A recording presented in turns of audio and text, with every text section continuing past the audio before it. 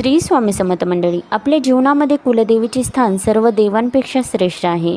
कोणत्याही मार्गाने वाटचाल करायची असल्यास कुलदेवीच्या सेवेला अग्रक्रम आहे. आपली कुलदेवता कोणती आहे हे सर्वांनाच माहीत असायला हवे, परंतु बऱ्याच जणांना माहीत नसतं. अशा वेळी काय करावं? तर नवरात्रीच्या 9 दिवसामध्ये हा छोटासा उपाय करायचा आहे. नवरात्रीच्या पहिल्या दिवशी एक सुपारी घ्या, तिचा अभिषेक करा आणि कुलस्वामिनी म्हणून तिची स्थापना थोडेसे तांदूळ ठेवून आपल्या देवघरामध्ये करा.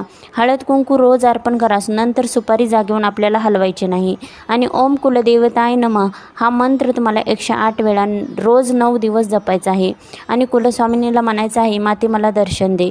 असं केल्याने माता तुम्हाला स्वप्नामध्ये दर्शन देईन किंवा साक्षात त्या ठिकाणाहून तुम्हाला प्रसाद वगैरे काहीतरी संकेत मिळेल.